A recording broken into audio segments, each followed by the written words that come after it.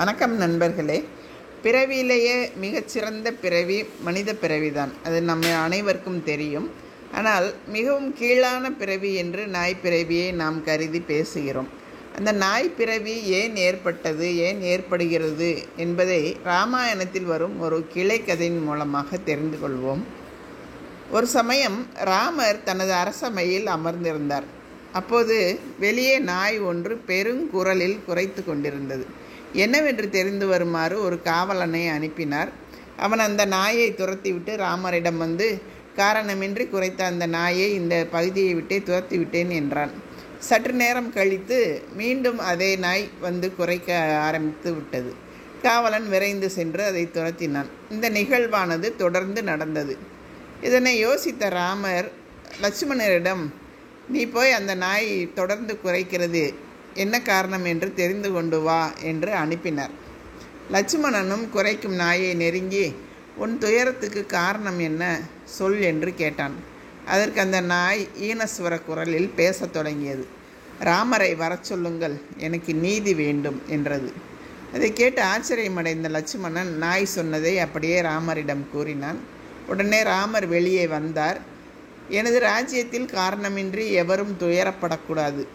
ஆகவே நீ எவ்வித தயக்கமும் இன்றி உன் துயரத்தை என்னிடம் சொல் என்றார். அந்த நாய் பணிவுடன் அவரை வணங்கி பேசத் தொடங்கியது.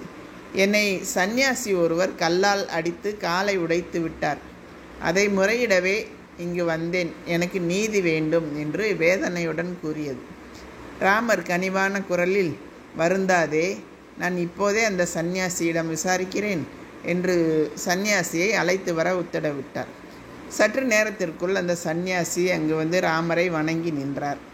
ராமர் சந்நியாசியிடம், நீங்கள் எதற்காக இந்த நாயை கல்லால் அடித்தீர்கள் என்று விசாரித்தார். அதற்கு அந்த சந்நியாசி, நான் பிச்சை வாங்கி வரும்போது இந்த நாய் எனது பிச்சா அன்னத்தை தொட முயற்சி செய்தது.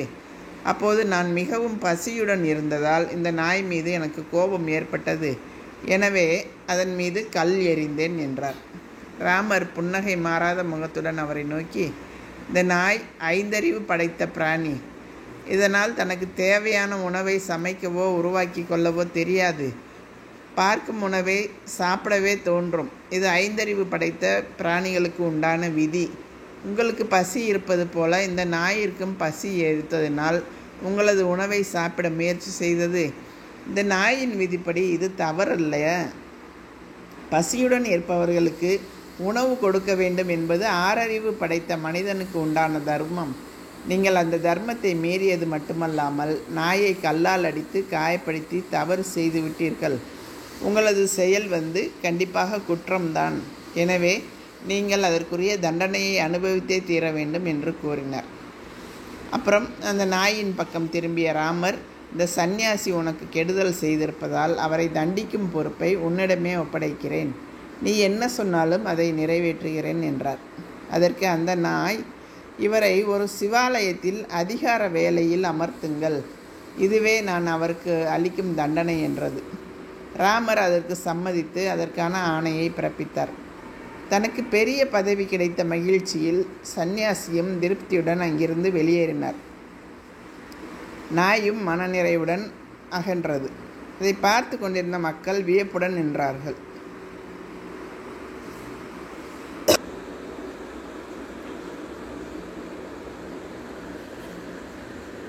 இதை பார்த்து நின்று கொண்டிருந்த மக்கள் வியப்புடன் நின்றார்கள். அன்னத்துக்கு அலையும் அந்த சந்நியாசிக்கு இது அதிர்ஷ்டமே அன்றி தண்டனை அல்ல. அதனால் அவர் மேலும் சுகமே அடையப் போகிறார். அது எப்படி தண்டனையாகும் என்று மக்கள் ராமரிடம் கேட்டார்கள்.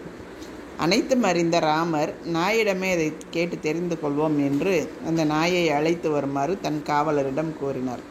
நாயும் வந்தது.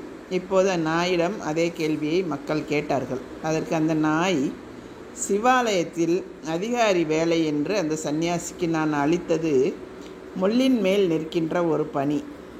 அதாவது சிவாலயம், மடம், கிராமம் போன்றவற்றில் தவறு செய்யும் அதிகாரிகள், பசு, அந்தனர், அனாதை ஆகியோரின் செல்வத்தை அபகரிப்பவர்கள், அரசரது வீட்டில் இருந்து கொண்டு அங்கு வரும் யாசகர்களை தடுப்பவர்கள், அந்தணரின் உணவுப் பொருட்களை அபகரிப்பவர்கள் ஆகியோர் மறுஜென்மத்தில் கண்டிப்பாக நாயாக பிறப்பார்கள்.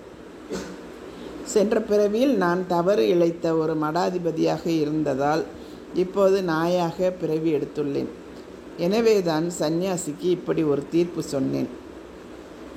இந்த ஜென்மத்தில் எனது பசிக்கு உணவு தராமல் தவறு செய்த சந்நியாசி சிவாலய பணியில் இருந்து நல்ல விதமாக பணி செய்தால் என்னை அடித்த பாவம் தீர்ந்து நன்மை அடைவார். ஆசையின் காரணமாக ஏதேனும் தவறு செய்தால் மீண்டும் பாவம் செய்து நாயாக பிறப்பார் என்று சொல்லிவிட்டு அங்கிருந்து கிளம்பியது. அங்கு கூடியிருந்த அனைவரது சந்தேகமும் தீர்ந்தது. இதிலிருந்து நாம் தெரிந்து கொள்ள வேண்டிய உன்னதமான கருத்து என்னவென்றால், சிவாலயம், மடம், அரசு நிர்வாகம் போன்ற பதவியில் இருப்பவர்கள் தவறு செய்யக்கூடாது. பசு, அந்தணர், ஆதரவற்றோர் ஆகியோரின் செல்வத்தின் மேல் ஆசைப்படக்கூடாது. அரசனை காண வரும் யாசகர்களை தடுக்கக்கூடாது. உண்மையான அந்தணர்களின் பொருளை அபகரிக்கக்கூடாது என்பதுதான். இந்த மாதிரி தவறுகளை நாம் செய்யாமல் அனைவரிடமும் அன்பாகவும் தர்மத்துடனும் நீதியுடனும் இருப்போம்.